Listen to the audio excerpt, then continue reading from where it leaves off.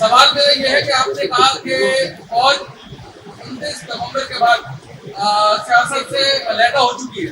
हो, मैं उम्मीद का इजहार कर रहा हूँ हो जाए। आपकी उम्मीद का सवाल लेते हैं कि अगर पूरे पाकिस्तान से फौज अलहदा होने की उम्मीद है तो क्या कराची शहर की सबसे बड़ी सियासी जमात जो एक शख्स से वाबस्ता है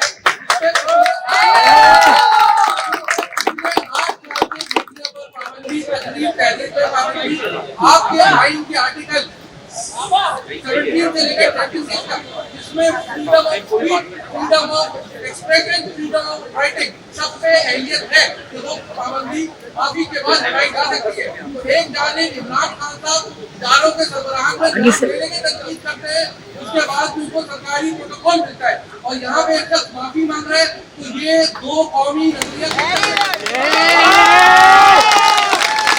अच्छा, इसका तो जवाब बड़ा वाज़ेह है लेकिन बड़ा तल्ख है और मैं अपने भाई और दोस्त अहमद शाह साहब जो है उनके लिए ज़्यादा मुश्किलात पैदा नहीं करना चाहता, लेकिन अब क्योंकि सवाल कर दिया आपने जवाब तो मुझे देना पड़ेगा है?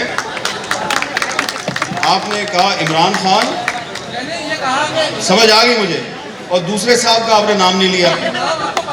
अच्छा, तो वो अकेले तो नहीं है भाई, अली वजीर भी है ना, ठीक है, मंजूर पश्तीन भी है ना, ओके ओके सबका, और बहुत से बलोच सियासतदान भी हैं, ठीक है। तो क्या मसला है? डोमिसाइल का मसला है, डोमिसाइल का मसला है। मेरी बात मुझे गलत साबित करे और मुझे गलत साबित करने के लिए पाकिस्तान की तमाम कौमियतों के साथ बराबरी का सलूक करे।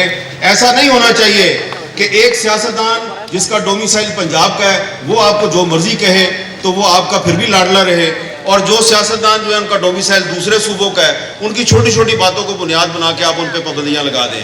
ये इम्तियाजी सलूक बंद होना चाहिए।